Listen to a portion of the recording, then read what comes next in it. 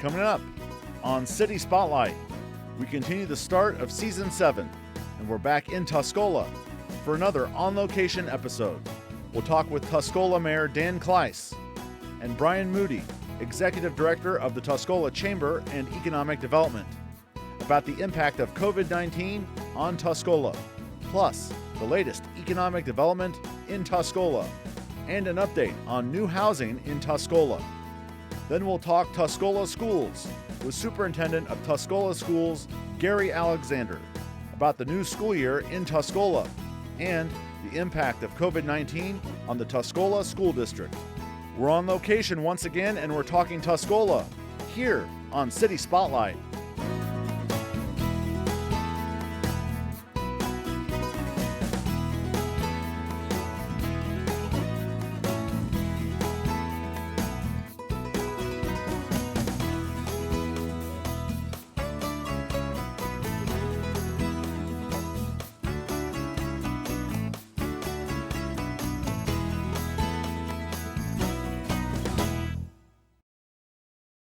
City Spotlight is supported by Consolidated Communications. CCI is honored to salute the cities and their leaders in the area, as well as providing TV, internet, and phone service to local homes and businesses. We live where we work and are proud to support the communities we serve. More information available at consolidated.com. Hello and welcome to another edition of City Spotlight. As you can see, we are on location here as again we start Season 7. We are taping on the first day of fall 2020, September 22nd. We're back in a familiar spot here in Tuscola. We're in City Hall, and we are pleased to welcome back to the program the Mayor of Tuscola, Dan Kleiss. Dan, good morning. Good to see you again. Good morning. Very good. And Brian Moody, Executive Director of the Tuscola Chamber and Economic Development. Brian, pleasure as always. Good to be with you again. Again, we're taping in City Hall here in Tuscola. We will tape both segments here with Gary Alexander, Superintendent of Tuscola Schools, in our next segment. Gentlemen, it's been a little over a year since we taped. We're keeping it here in the Moultrie-Douglas area to start Season 7. Sullivan, Arcola, Tuscola. So we're kind of sticking in this neck of the woods. Very good. And pleasure to be back. And we taped last with these gentlemen July of 2019. And a lot has changed. And gentlemen, tell us how COVID-19 has impacted Tuscola here in 2020. Yeah, so I would say probably the biggest hit we kind of took was with sales tax dollars, down about 35%. Once COVID kind of took over, and but fortunately we've kind of rebounded since we're in phase 4 now. So we've rebounded, so we're down about 8% in sales tax, and it's still kind of early because there's a lag in that. Right. The local business is really tough, restaurants and those kind of things, like all communities. But we seem to be rebounding pretty good, and hopefully we're getting a handle on that. We help the small businesses here in town locally with some logistics things for them to maybe get opened up outside. So right. We're hopefully turning the corner and trying to figure out what new normal will be, I guess. Couldn't say it better, the new normal. We're all in it. Brian, the flexibility of the community as a whole adjusting to all this over the last 6-7 months. Right, so that's trying to do what we can to support the businesses, find out what needs they have, where we can help fill gaps, and again, as the mayor said, really just help them with a lot of logistics. Try to be a resource for them. A lot of new programs from the state and federal government, so trying to make sure they can access those, that they know where the information's at, where these grant applications and forms are at. We've just had another round with the state announcing these business interruption grants, the round 2. A lot of money out there available for downstate business, so we're trying to encourage business as much as possible to pursue those. Outside of the financial impact, what impact did it have on summer activities, events, things that were either canceled or postponed? I'll let the mayor. Yeah, go ahead, Brian. Yeah. Obviously, we could not have a large gathering, so it, the main activity that it took away for us was our 4th of July celebration. So we have a large annual celebration around 4th of July out at the park. We call it Sparks in the Park, and so we had to cancel that, postpone it to a later date. We haven't set a date for the future yet, but. Basically, again, trying to be a sounding board, a resource as folks tried to figure out what they could do, what they couldn't do, and unfortunately curtailed some of those. But we're hopeful here in the spring we might be able to see that start to turn around. Okay. Yeah, so we looked at trying to do some virtual things like a virtual 5K run, virtual walk around the history of downtown Tuscola. We're even looking possibly maybe at a virtual Halloween type of of thing and Right. coming up. So Because the library usually has something. yeah, they're really good around. And that's some things that hurt the library for downtown in the summer. They usually have their movie nights, which is very well attended, and you hate to see that because it's a chance for the kids to get out, watch a movie, Right. be with friends outdoors, outdoor activity. So hopefully some of this virtual things will take over, but eventually I'd like to see it where we get back to a new normal, like I said, which is people gathering and safely. As Dan echoed, the phrases new normal, virtual, it's become part of our current lingo of the moment, I guess. Yeah, right. What hasn't stopped, as I segue to economic development, is the building of the new Love's truck stop there off I-57 and Route 36. Looks quite impressive. Yeah, we're excited for them to come to town. Of course, naturally, it's going to help with taxes, of course. So that's a $10 million private investment, about a $1.8 million public investment in the infrastructure, basically the intersection. So that's pretty big, and that's looking for that to open the first part of November. So that's really taking shape. It's opening up another area of economic development, not only just for Love's, but that whole 50 acres, Right. 50 plus acres actually. And then Fieldmart, just across the interstate, they did a project on their own of private investment of about $4 million. Wow. So that's really good, and so Love's is really taking shape, and we're excited for its opening. And as we talked about last July, they have that road there, so there's going to be a new interchange? Yes, so new intersection is now complete. It's now a four-way intersection as opposed to the three-way there, and as the mayor said, that allows that 50 acres just north of Route 36 to be opened up. Gives us a whole new area to market for development. We have had a lot of interest there. It has already encouraged some, we had a Shopko property there that's been purchased, and we're going to see a new development there coming this summer, and so we're excited about that. Excited for the potential for that highway development right there, and really anchored by Love's. What's already a very busy intersection, coming off Tuscola, getting busier and moving forward. So as folks are seeing this at home in October, Love's Truck Stop will be opening in November, as you project. Very good. So that's the timeline goal for opening of that. Brian, as you told me before we started taping, a new fitness outlet on Route 36. Yeah, so excited to see, again, as the mayor said, good to see development happening even in kind of a tougher time and really a new time. But nice to see a startup happen. We had a group of local veterans who decided they wanted to have a little more robust gym offerings than what we had before. And they have a focus on part of the reason for their starting the gym is to one of the owners has experience with PTSD, and so they're looking at this as a healthy outlet and basically trying to encourage other social interaction with veterans, giving them basically another outlet, another resource. And it's a phenomenal gym. They have just a really nice setup, and it's a homegrown thing. These guys have really done themselves, and so we're excited to see that type of project happen. What's the name of the gym? Rally Point Fitness. Okay. Sounds like a little bit more than just a gym. That's right. You got some interacting there, and the whole PTSD thing and veterans. That's right. Different kind of gym. So very, very cool to hear about that in Tuscola. Downtown businesses. When we talked last time, last summer, there was a lot going on. Things had been completed. Things were in the works, being constructed. How's downtown going? Yeah, I'd say it's going pretty well. Considering. Okay, so a lot of the downtown were service organizations, the restaurants, and so that's really tough on them. Although they're hanging in there, they're bouncing back. The downtown design studio, is really doing well as well as the Sweet Soul Boutique, which made it tough. They're open back up again, and so they're moving along, and we're seeing good things downtown, and hopefully within the next 12 months we'll see more activity there as we get to do more and more opening up.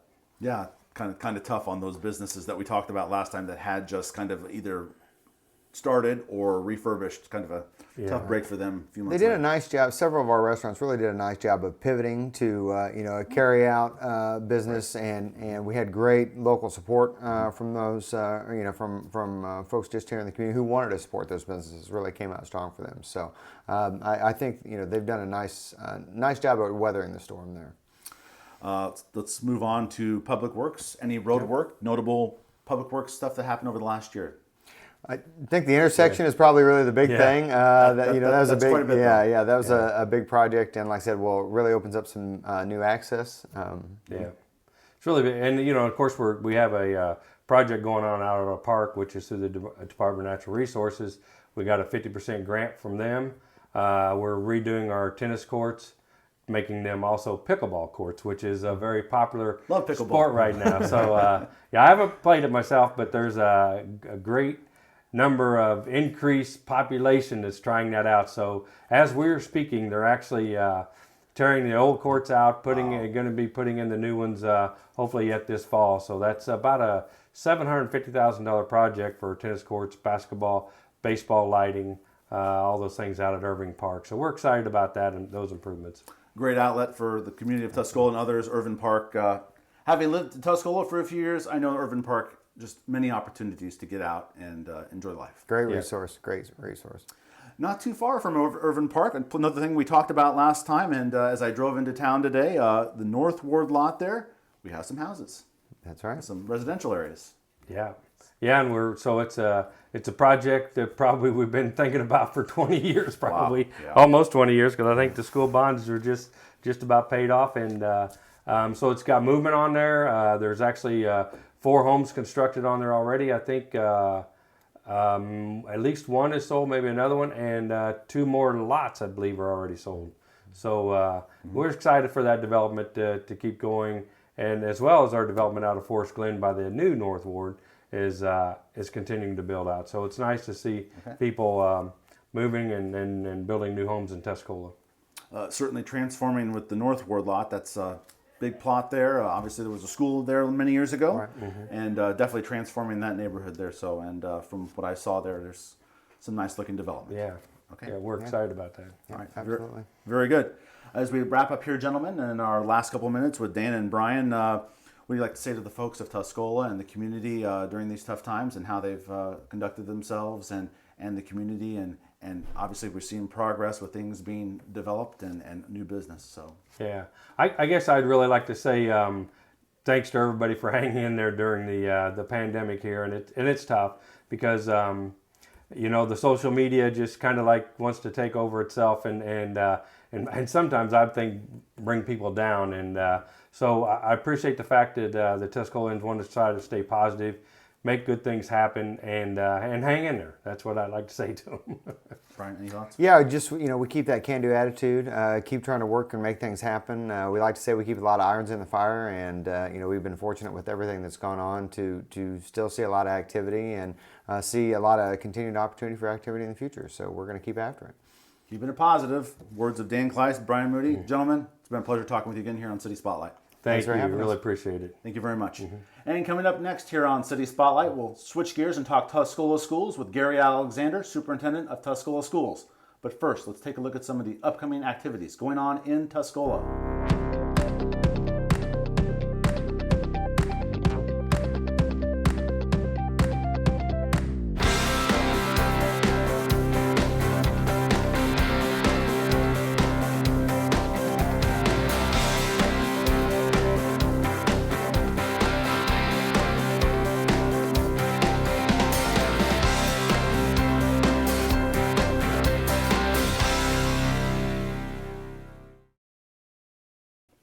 And we're back here on City Spotlight, this on-location episode on Tuscola as we continue taping here in downtown Tuscola at City Hall. Again, we're taping on the first day of fall, September 22nd, and we're pleased to welcome back to the program the Superintendent of Tuscola Schools, Gary Alexander. Gary, pleasure to have you back on. Thank you for having me.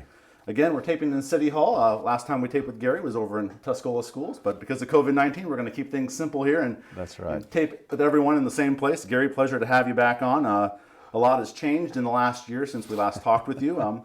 Let's first of all talk about last time we taped with you. You had just started last summer, July of 2019. You had just started as superintendent of Tuscola Schools, and I want to get your answer to something you told me last time, which was when you wanted to observe the school district in your first year and learn about the school district, which you're obviously familiar with, having been here before. Correct. But what did you learn in your first year as superintendent? Well, I learned that we have a lot of great kids in our building, a lot of great staff, and our community supports our school tremendously. I think that Tuscola is just a wonderful community. to not only grow up in, but now be employed in, and I see how they give back to the school district and to the kids in our district. We looked at things within our buildings. I think the biggest thing we did this year is upgrade our security in our 3 buildings, and I'm very proud of what we did. We're still in the construction phase of it, but for the most part, we are functional, and I feel we're much more secure in our buildings than we were back in July when you and I had talked. You went ahead and answered some facilities questions, so let's just go ahead and play off with that. To improve security in the schools, it's obviously very important to keep everyone safe. Correct. And it's not like we had problems, but we would rather be proactive than reactive. And I think that probably the biggest thing that we did was we created vestibules, especially at the middle school. Mm-hmm. The middle school, you could just, once you were buzzed in, then you kind of could go wherever you would like. We created a vestibule there, and you still have to buzz in. Right. But then you have to go into a door, and you kind of are captured into that door, and then the secretary can buzz you into the building. Mm-hmm. I think the biggest thing that we did with that aspect is we added a pass-through window. Okay. So people come in, they need to give a book, a lunch to their child. Right. They don't even really have to enter the building. Okay. So they just pass it through the window, and they can go on their way, and we can get it to their child. We did the same thing at the high school. It already had a vestibule, but it wasn't locked. Right. So we locked the doors and put another pass-through window in at the high school. And then North Ward had a locked vestibule, but it did not have a pass-through window. Right. So we installed a pass-through window there. So I feel our buildings are much more safe, and it's a little more efficient as well. Very good. And even the room, as we talked briefly before we started taping, the room that we taped in last time at East Prairie changed also. It had to change because I needed a place for my East Prairie principal to go, because the room you now enter used to be the principal's office. So we split our boardroom in half, and we have a principal's office on one side and our conference room on the other. So yeah, we made some changes at that building, and that was the building that needed the most changes. That was the big room that we taped in last time with Gary, so obviously had the space to make it 2 rooms. Correct. So, very good. Let's move forward, Gary. And obviously, the last 10 weeks of your of the last school year changed for everybody, every school district out there.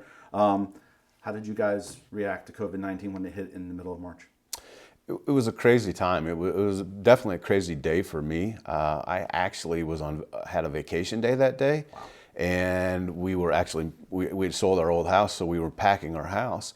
And I told my wife I was not going to check my email all day because I needed to get things done. Well, towards the end of the day, I checked my email, and I had an email from the governor's office saying that at 2:30 we were having a call, and I'm like, oh my goodness. So when that hit, it was a crazy day. But I will say this, that with the guidance that we were given by the State Board of Education, I think our teachers and our students did the best that they could to make that situation into a positive situation moving forward. Was it ideal? No. But we were still able to interact with kids. And I think that was the most important part of that.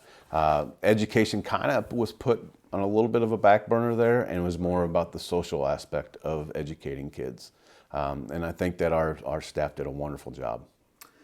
So you finished the school year, the 2019-2020 school year, and as all superintendents and educators, K through 12 higher education, have to prepare for the new school year and learn from whatever happened those last 10 weeks. Talk about the preparation over the summer. Oh, it was a busy summer. It was a crazy summer because guidance was coming out, and so we would sit down as an administration team and look through the guidance, and then a week or 2 later the guidance would change. So it was a constant fluid situation that we were adapting to. We had a lot of administrator meetings, a lot of building level meetings, and then a lot of meetings between the administration and our teaching union just to make sure that we were all moving forward on the same page. And so the preparation in the summer was it was like no other summer. I know one of my colleagues told a new superintendent, it's usually not like this. Crazy times to be starting out. Yes. And definitely it hit during your first year as superintendent here in Tuscola. Again, we're taping here on the first day of fall 2020, September 22nd.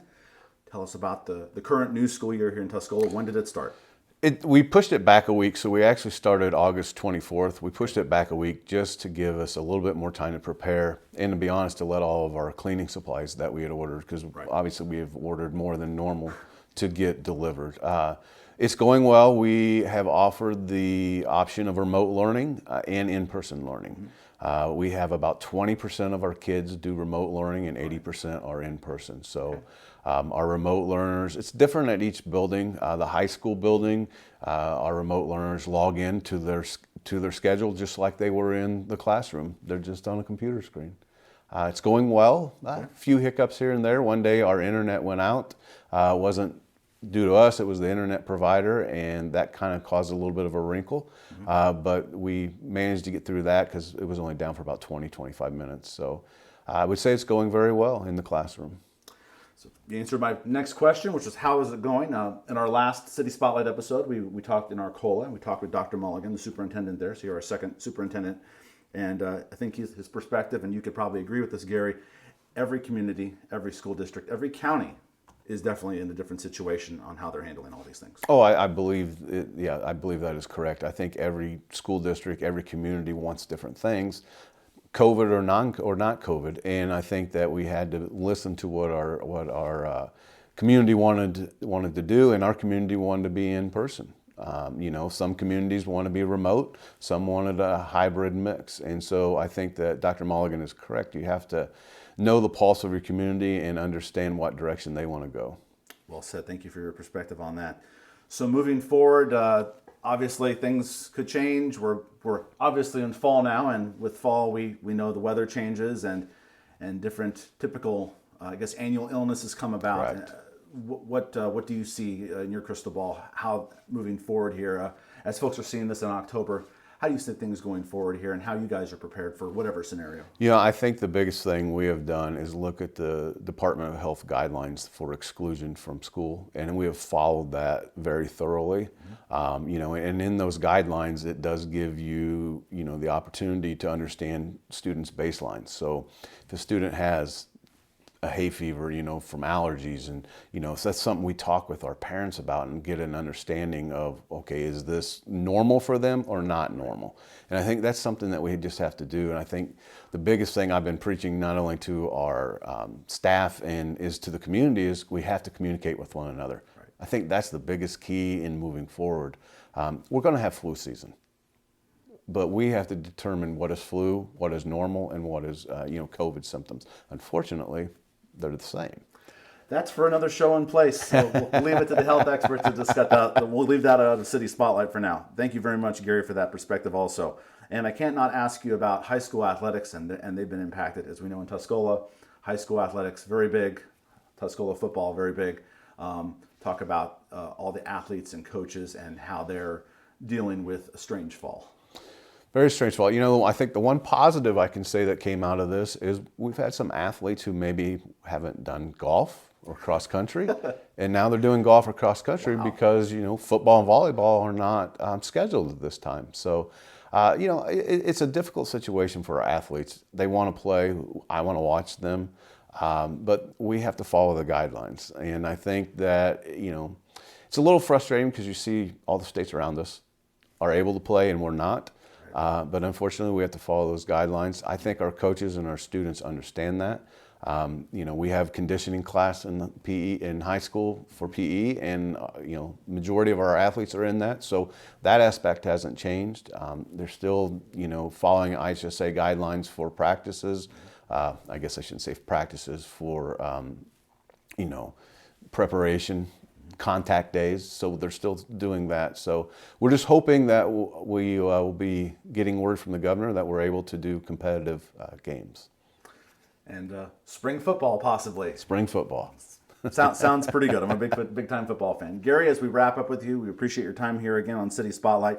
Your final thoughts on how everything, your school district and yourself have handled this, and what can you say to the folks, parents, people here in the Tuscola community about working together as a community? The first thing I'd like to say is thanks.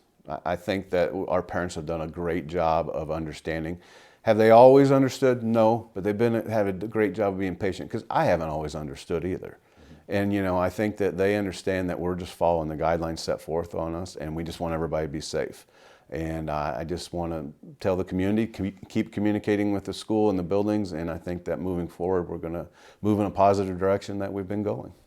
Keep communicating. I think that's what we can take from Gary Alexander, Superintendent of Tuscola Schools. Gary, appreciate your time here on City Spotlight. It's been a pleasure talking with you again. Thank you. Appreciate it. And that'll do it for this latest On Location episode on Tuscola. We thank you for watching City Spotlight, and we'll see you next time. Thank you for tuning in to City Spotlight. You can check out past episodes, including the one you're watching right now, on YouTube. To check out recent episodes of Central Illinois towns featured on City Spotlight, search on YouTube, City Spotlight, with the show number and the name of the town. Listed on your screen are the last 5 episodes of City Spotlight. City Spotlight is supported by Consolidated Communications. CCI is honored to salute the cities and their leaders in the area, as well as providing TV, internet, and phone service to local homes and businesses. We live where we work and are proud to support the communities we serve. More information available at consolidated.com.